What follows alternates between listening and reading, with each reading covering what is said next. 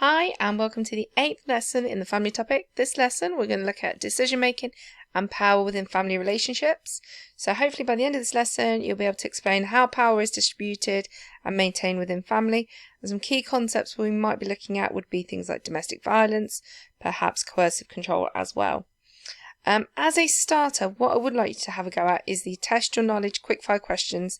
These can also be found in the shared area in the student folder, so have a go.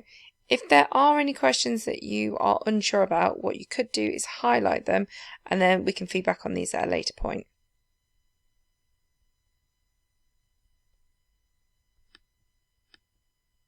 So, as a secondary kind of starter activity, what I would like you to have a go at is, now if we were in the room, imagine you and the person next to you are a family, but you can just do this on your own if you'd like to.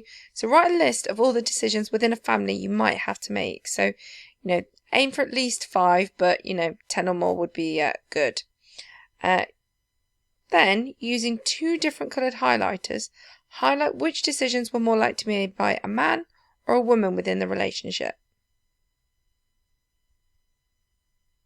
So, power in the family. A lot of feminists would argue that family life, even with all the changes, is still very male-dominated or patriarchal. There's been studies in power and kind of money in marriages, and they found that husbands are still more likely than wives to be dominant in decision-making. So this could be decisions about holidays, financial decisions, things like that. So whilst equality in many marriages has improved since the 1950s, there are still a lot of marriages where men still control the finances. So what I would like under your list that you came up with earlier is to, in a brief sentence, explain who has more power in relationships using the evidence from the slide. So again, feel free to pause and work through this at your own pace. So how else could individuals have power within the family? So on the slide, there are 3 different scenarios. So what is this trying to hint at? So hopefully you made the link there to domestic abuse. All of those were in abusive relationships.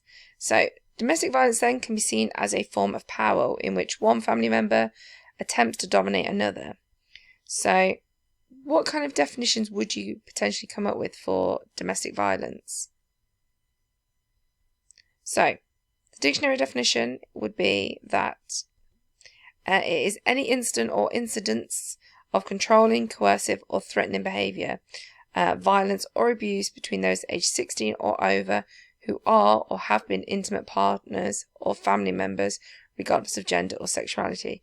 So while we're talking about domestic violence, obviously, the stereotype is that it is a woman who is the victim. Obviously, this is not always the case. So, I'm going to give you 3 different kind of statistics. All you've got to guess is which do you think is the correct one. So, the amount of domestic violence reported last year. So, this would have been 2000, and I think that actually this statistic would be 2018. So, which one would you go with? So again, feel free to have a moment to think about it. This statistic is an increase of what percentage from the previous year? So how much is it increased by? So 5%, 7%, 55%, or 23%. And the final question is, what percentage of the male population reported domestic violence last year? So 1.5%, 5%, 4.2%, or 3%. So, think about everything that we've done with other topic areas. So this could be looking at statistics, it could be looking at the crime topic.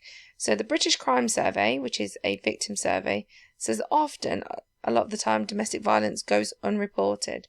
So what reasons could you potentially think of why maybe some of these are not really representing the true figures, perhaps?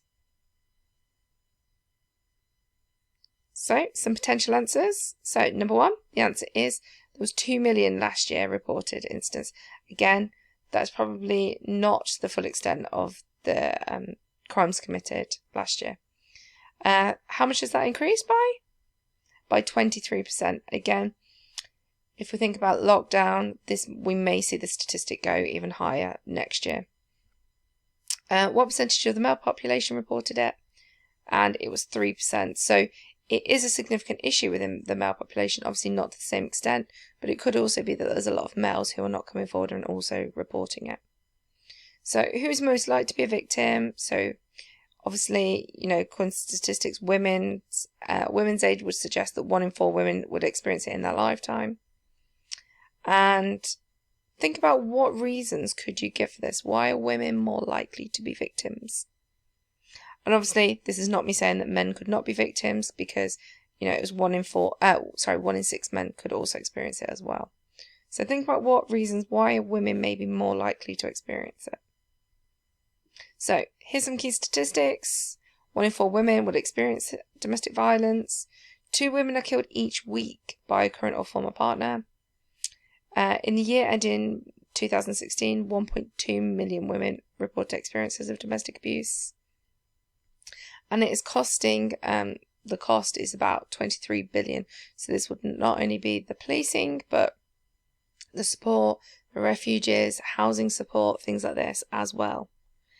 There seems to be very little difference between ethnicities. It's something that happens across the board for all ethnicities, although Asian men were probably the least likely to report cases of domestic abuse. So what does this have to do with the family topic and what we're doing with sociology? So there has been an increase in domestic violence in recent years.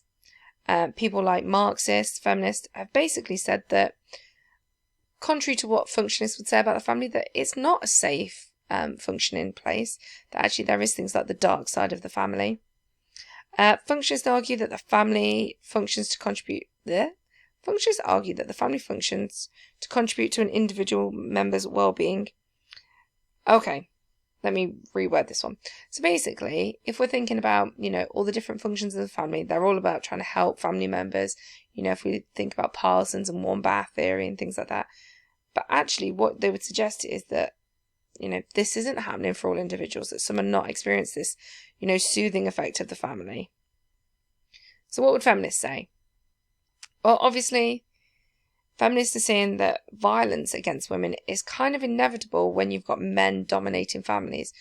Obviously, not all men are going to be violent, but in a system where men are more dominant, there are cases where this happens. Marriage provides men with a domestic servant, kind of somebody who's going to fulfill all their needs, and women are kind of expected to do all these household tasks without being compensated, without being paid. A good example in terms of what the feminists are trying to get across is, that it wasn't until 1991 that marital rape became illegal. So originally the law claimed in 1736 that, the husband of a woman cannot himself be guilty of rape upon his wife because, she has given, consent by marrying him. So that is a lifetime consent.